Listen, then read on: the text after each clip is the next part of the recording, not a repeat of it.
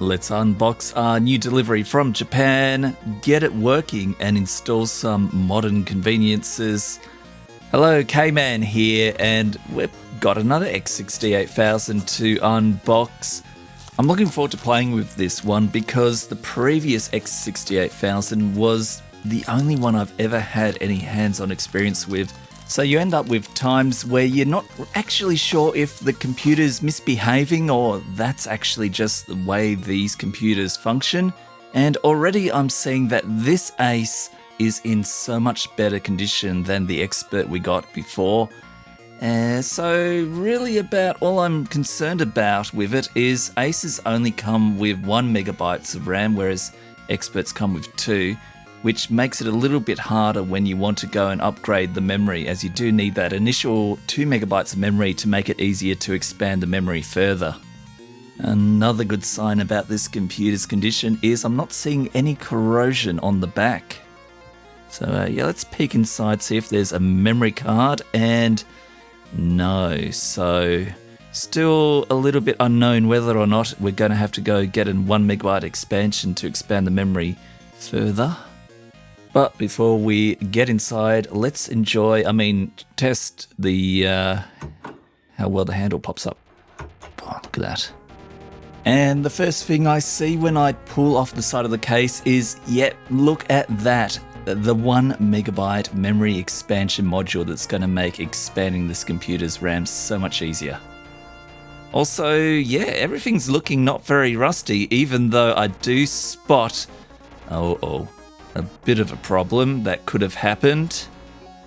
Well, let's get that battery out.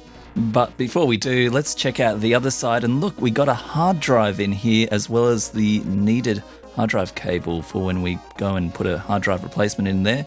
And some who knows how old dust. Yum. There is a few slight signs of a bit of corrosion happening already, so let's get that battery off pronto and apply a bit of vinegar to neutralize it, and then spray on a bit of IPA to wash all the vinegar off.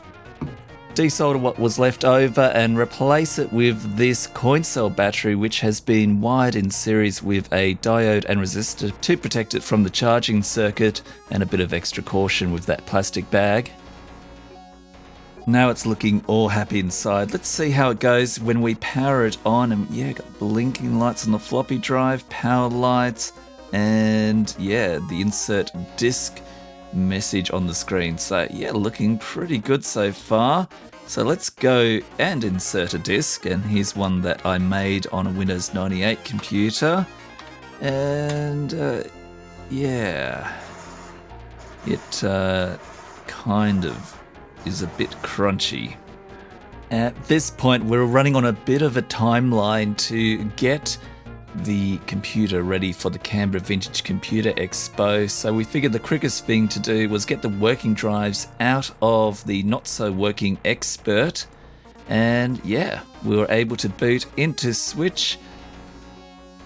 And I also went and built a new power supply for the Ace, as the one from the Expert uses a different size power plug. With that installed and the floppy drive swapped over, I think it's time for us to go and treat ourselves by testing out Strider.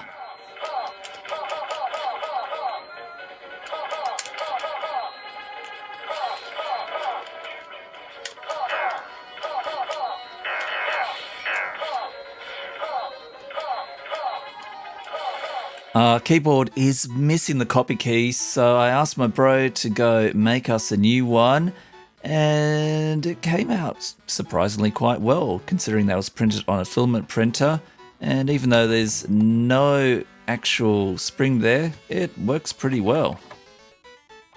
Which meant we had a working computer to go and take to the Canberra Vintage Computer Exhibition, and we brought along the Expert as well just to flex. Plenty of people came to the hands-on exhibition, and we had R-Type running on the X68000 for most of the day. That was a lot of fun, and now that the exhibition is over, we can get back to the fun of improving the computer, and we're replacing the hard drive with a BlueSCSI version 2. We'll put onto it a disk image full of games, which I'll link to in the description. To set up the BlueSCSI is pretty much exactly how it looks here. Then you've got to load the SASI bootloader into SRAM by following the instructions that I'll leave a link to in the description. And hopefully everything will work fine, which of course it did not. So after going around in circles and trying all sorts of things, I pulled out my SCSI to SD since I read they work, and yeah, it pretty much did. So that ruled out the computer, so it must have been something to do with the BlueSCSI, and apparently if you have too long a data cable, it has issues. So we shortened it, and there you go, it's working absolutely fine. Yeah, you probably guessed it. There's still the occasional glitch that you get if you've been using the computer for a decent amount of time. And yeah, it's a known issue up on the BlueSCSI GitHub. But apparently cable length isn't the problem, because I was able to put it into the case using the full length of the cable and it works fine, and you still get that issue every now and again. But yeah, powering off the computer for a little bit seems to clear it out and your computer loads up fine. So yeah. There is another issue that we've encountered, and it is every time you start the computer on a cold boot, you get this weird flashing line down the screen, and it even interrupts the key presses, so you've kind of got to time your key presses with the flashing to get them to work. But if the computer's been on for a minute or two, when you reboot back into the file loader, it's working fine, no worries at all. If you've got any idea what's going on, yeah, love to hear it in the comments. Now that we're using a hard drive, we're going to have to get some more RAM, because the file loader is taking up some of the space that we need to run the games, as evidenced here by Cotton, which needs 2 megabytes of RAM to start up. We figured the cheapest and possibly most fun way of getting these RAM expansion boards was making them ourselves, or at least giving it a go. And you can find this version of the Gals Panic on the Aussie Arcade forum. And as it was our first go at soldering something with such small fine pins and so many of them, thankfully someone in town knew what to do and showed us how to do it and put these together for us.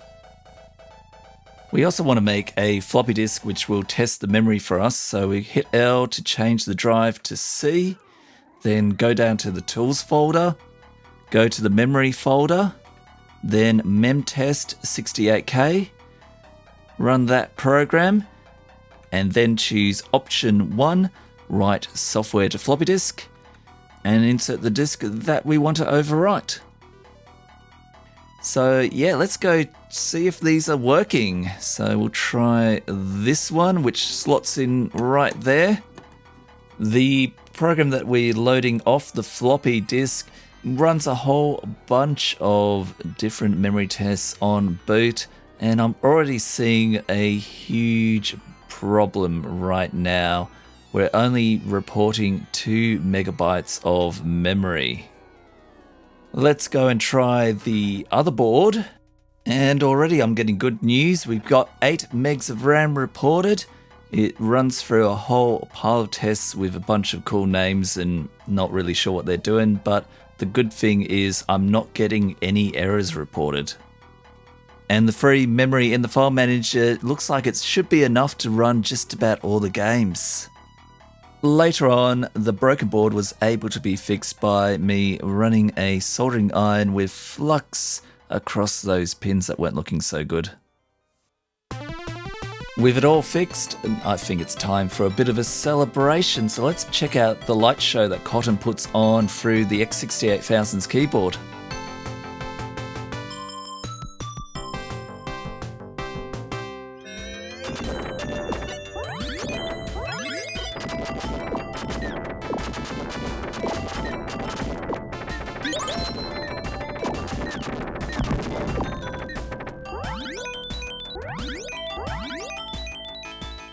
So there we go, we got a computer working. The X68000 Ace is going pretty well.